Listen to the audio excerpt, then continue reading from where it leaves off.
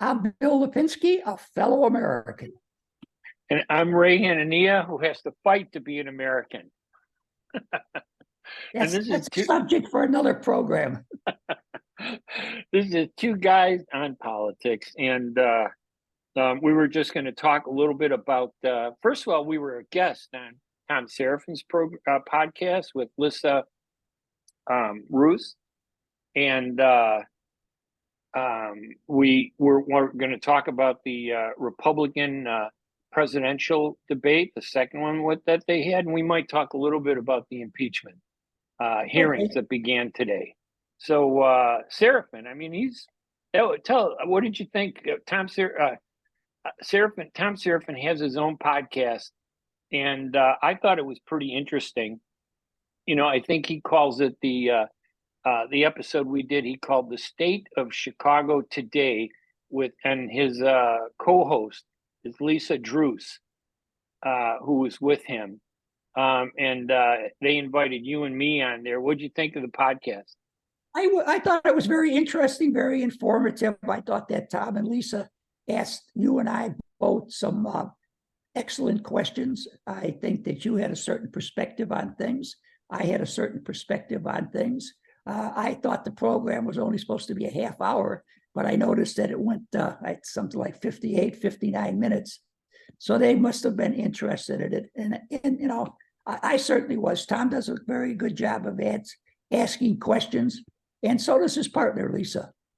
Yeah, and it looks like they do it it looks like about every week. It's called the Crisis Cast, and you could get it on Apple Podcasts if anybody wants to check it out once they post the one that you and I did. They don't post it until Tuesday, though. Right. So they have an editor, Todd Manley, who is the producer and I believe editor. So Lisa Druce and Tom Serafin had us on. They'll talk. They'll probably edit out, you know, some of they'll censor us. No, they won't. Well, the news media always does that, doesn't it? That's true. Darn news media always censoring us. No, but it was interesting. In their own direction. Excuse me, Ray. Go ahead. No, I was just going to say that it was fun to talk with them. They're both phenomenal. They had a great perspective on what was happening. We focused on the city of Chicago. So as soon as that podcast is released, we'll post a link to it and distribute it to get people to listen. And of course, we always are interested to hear what anybody has to say about any podcast that you and I do and any podcast where we're the guests. So we'd love to hear from the public. So the Republicans had their debate yesterday. Did you get a chance to follow it, or were you like a lot of Americans in the mainstream news media that pretty much ignored it and then trashed it that evening and the following morning? Although, as a good American, I felt that I had an obligation to watch this because one of these people might be president of the United States. Unfortunately, I was extremely disappointed in the debate.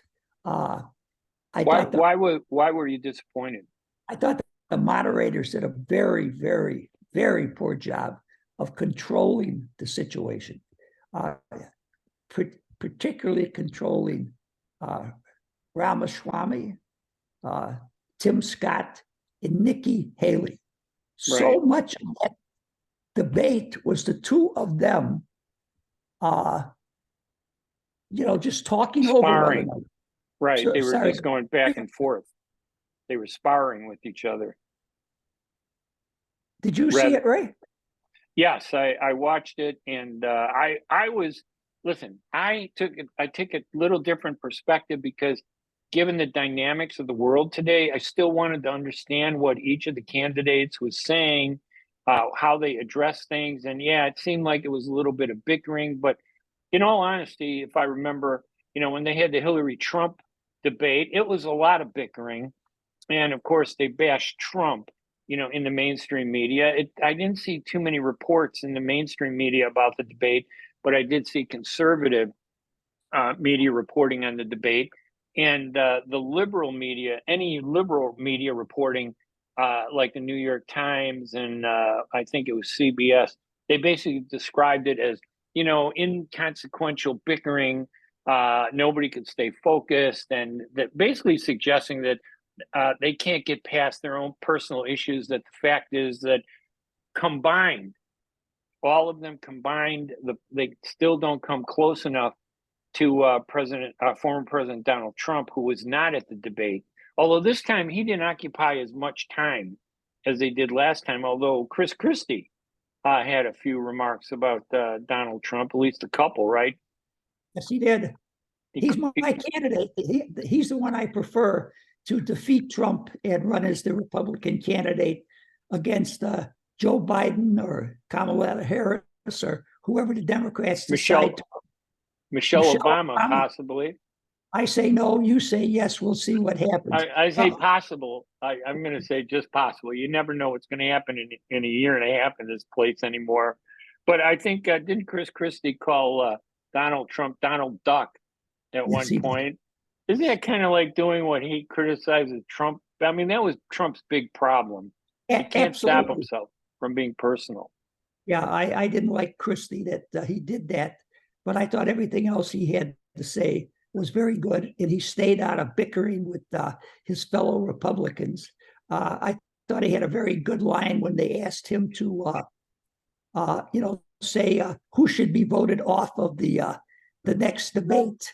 And he said that he was not going to participate in that because that was being respectful to all of the candidates who are on there, because they're all very, accomplished, intelligent people. They're trying to do the best that they can. So none of them should be voted off. I thought that was a good thing on Christie's part. But I'm very proud towards Christie. I really think that, he's the best man for the job.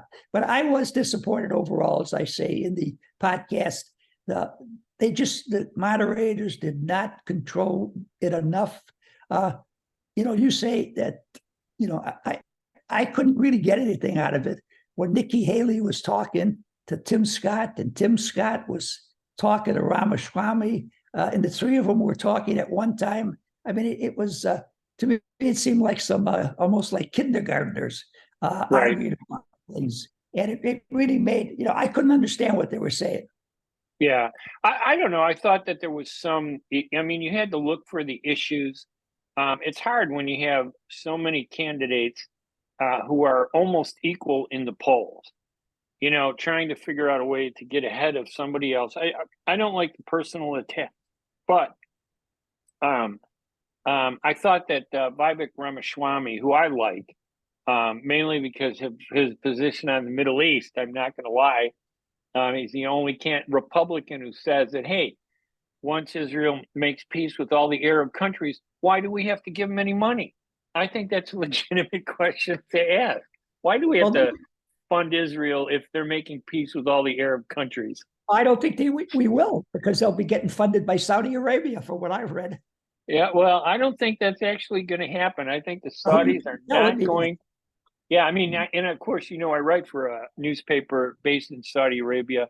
I don't think the Saudis are going to cross that line unless Israel actually offers some substantive concessions to the Palestinians, which I don't believe Netanyahu's government will do. But that aside, I thought, I like Ramaswamy, but I think in this most recent debate, I don't think he came out as strong in terms of popularity as being close to the winner that I thought he did in the first debate. I thought he did really well in the first debate. I think in this debate, the other the Republican candidates anticipated that he might do it again. So they did go after him more. Oh, yes, and he turned toward attacking them in response to them attacking him. So, but our attacks... You really think that Ramaswamy is presidential material? Listen, I think he's certainly more presidential material than the former Vice President Mike Pence. I I prefer him over Nikki Haley, who I think was, really kind of radical in her view. And again, you and I, we have to base things on what we both feel are important, in addition to broader issues like how they might treat the U.S. I always felt that she was very destructive when it came to the Middle East, one-sided and destructive when she was at the United Nations. And I thought that she would probably carry that into the White House if she even came close to winning. I'm not sure she could win.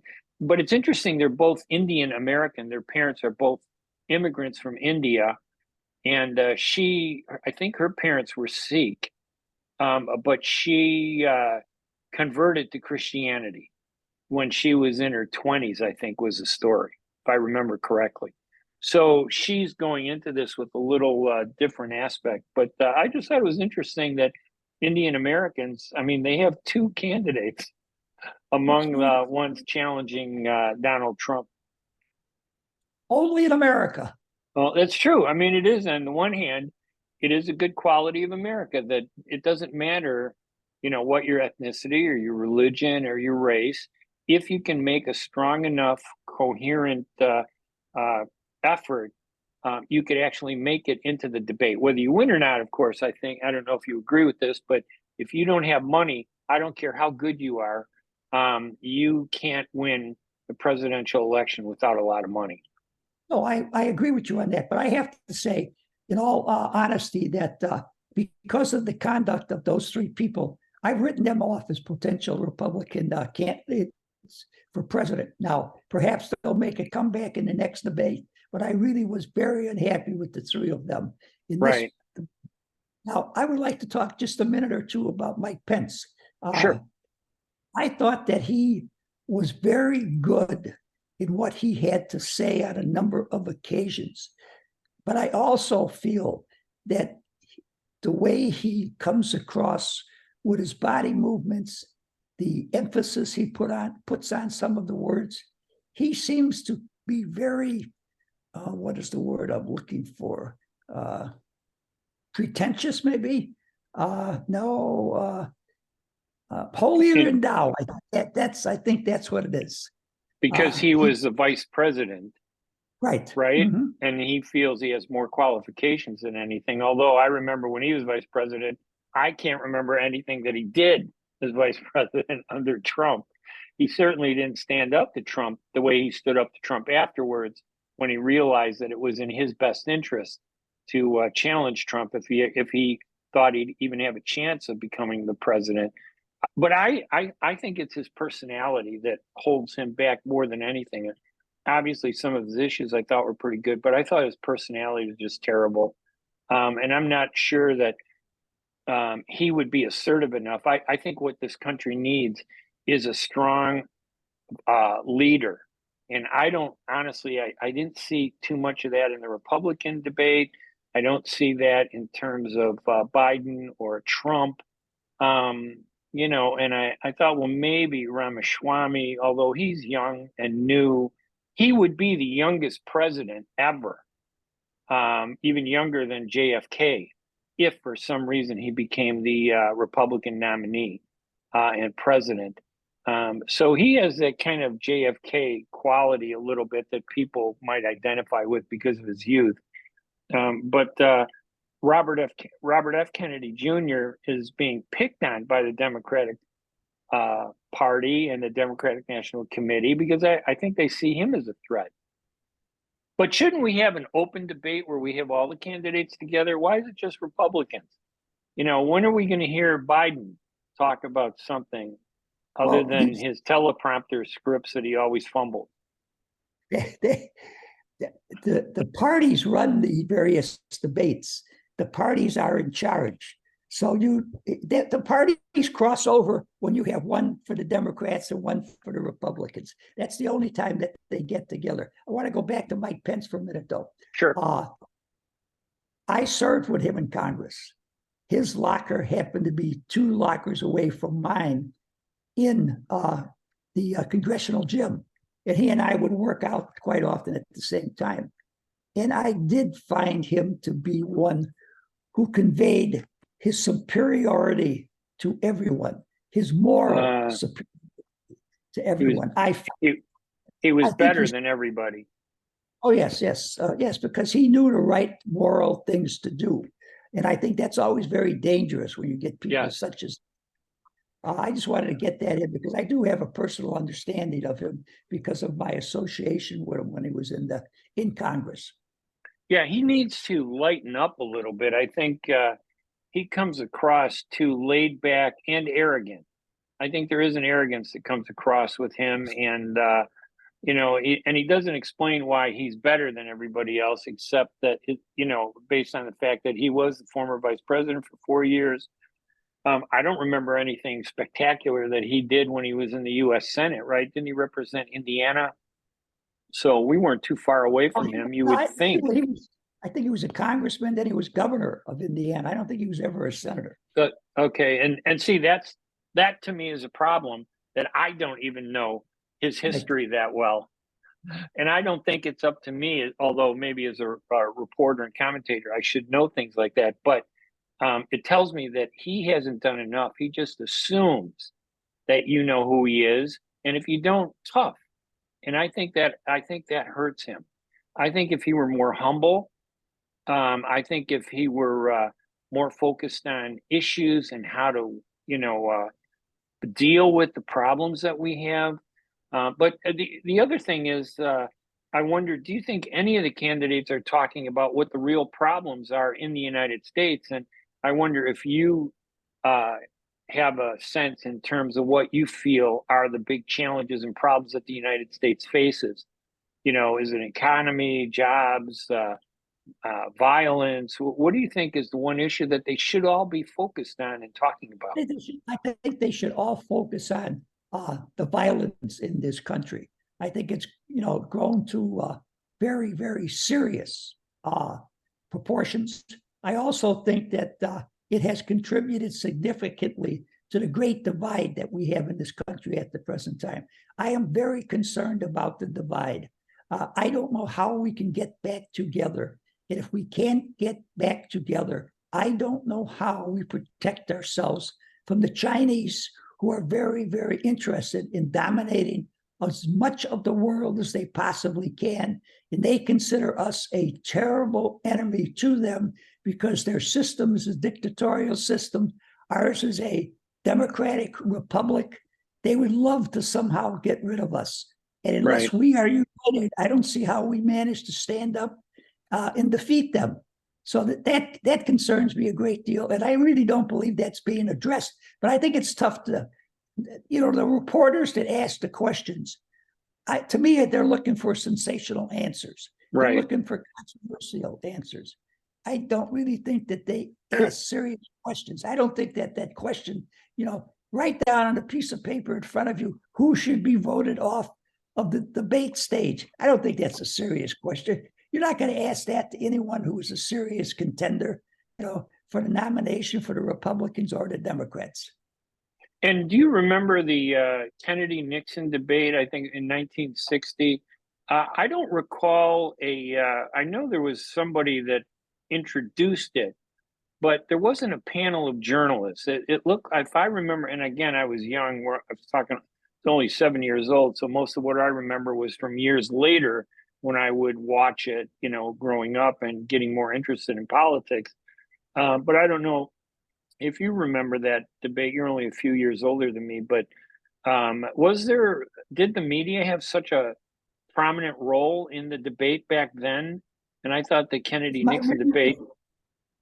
My memory serves me correct. There was simply one moderator, and that moderator normally was a anchor man from either CBS, ABC, or NBC. Right. And I think that most of them were professional journalists. They go back to covering the late 1930s in America, then covering the Second World War.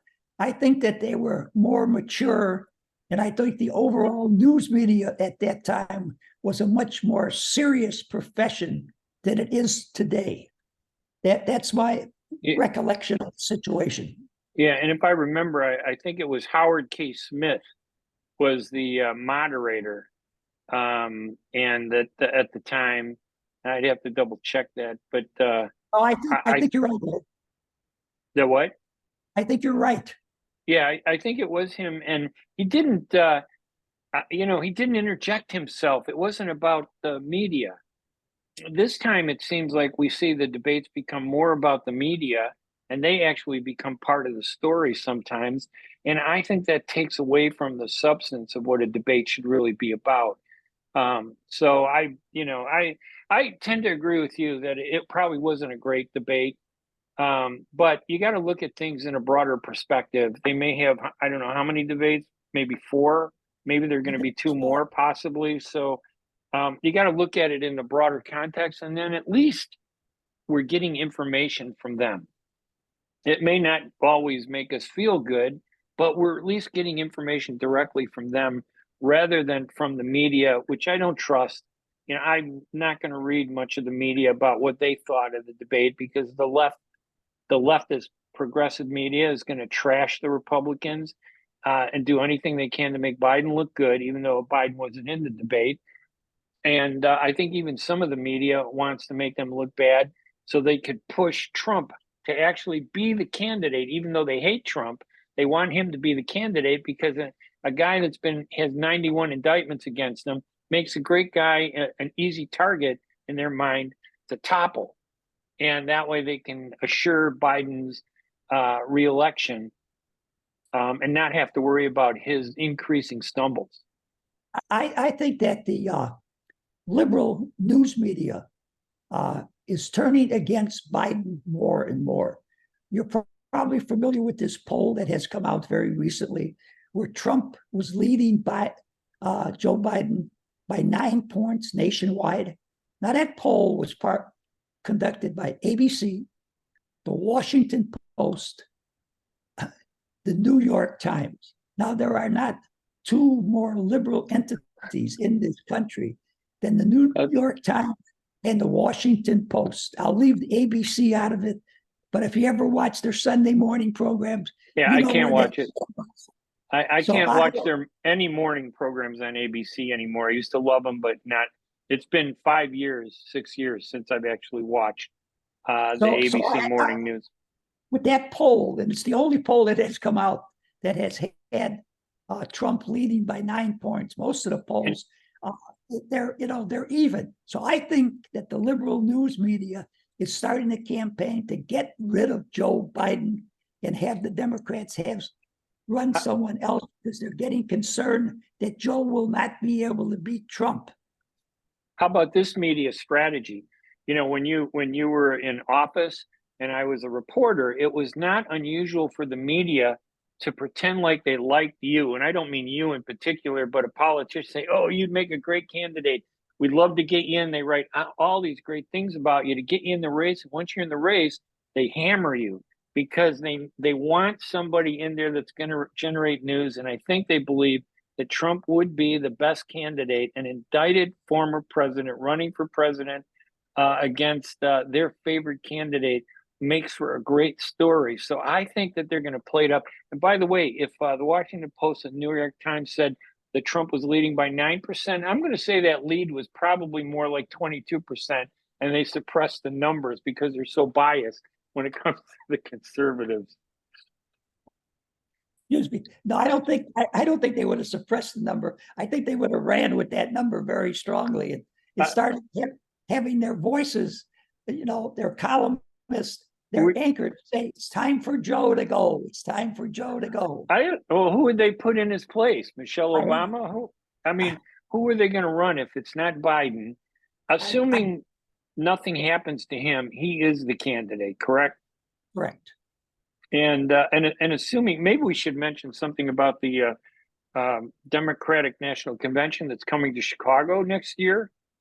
I'm worried about that they may have some issues that would grab the focus away from the politics and the process of endorsing a president, Biden, and expose in a really ugly way the violence that Chicago represents today. Can you imagine a delegate who might sadly or unfortunately encounter a criminal in Chicago and end up like many of the law-abiding citizens in Chicago who end up getting beaten, robbed, or even worse? what kind of news story that would be nationally. I don't know. What do you think? I think that the upcoming Democratic convention in Chicago has the very strong potential of making 1968 convention in Chicago look like a picnic in comparison to what can happen I this think time you're right. around. I think I it was think you're right. a terrible mistake for Chicago to try to get the Democratic National Convention here. You have the Republican convention in Milwaukee. It's awful close. Who knows how many people are going to come down from Milwaukee early to go to their convention and drift their way down to Chicago to help cause chaos and confusion here, let alone the violence we already have in the brewing controversy between the African Americans and the immigrants who are being taken care of better by the present administration than they're taking care of the people on the South Side or the West Side. So the potential for chaos, confusion, and a black eye for Chicago, I think, is great. And by the way, I wanted to go back to the question I asked you.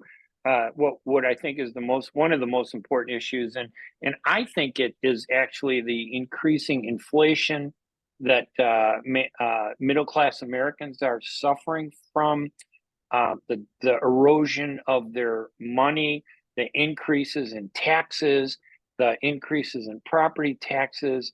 I think that the economy is far worse than what's being portrayed in the media. The media is making it sound like, oh, we have less unemployment today than we did before. I think that's kind of relative. I don't know if I believe their data. It's easy to manipulate statistics and data, but I can tell you that I talk to a lot of people who make good, what you would think would be good incomes, but they're struggling. And I don't hear anybody talking about the struggling middle class, of America. It's all about migrants. It's all about minority rights. It's all about foreign countries. There's enough money to help the middle class, and nobody is helping them. And I think that if Ronald Reagan were here today, he would have made the middle class one of his priorities, or a good leader. And I just don't see a good leader addressing that issue. I didn't see anybody really talk about it. The interest rate is rising. A student loan today, you want to go to college, and I know that because my son now is at one of the big Ivy League schools. He had to borrow a lot of money, and the interest rate was 9.5%. And I'm thinking, that is incredible. So it just makes no sense to me that these pressures that are out there doesn't seem to be a rhyme or reason to the nation's economy. And nobody's talking about it. Well, no, but I think that any poll you see, Biden's handling of the economy is very severely challenged by what people have to really say about it. And it's because of the increase in gas prices, the increase in food prices. That's what hits the middle class more than anybody else. They are hurt by the poorer classes. They get a lot of subsidies from the federal government. The rich people take care of themselves, but it's the middle class who really need some help from the government, but they're not getting it.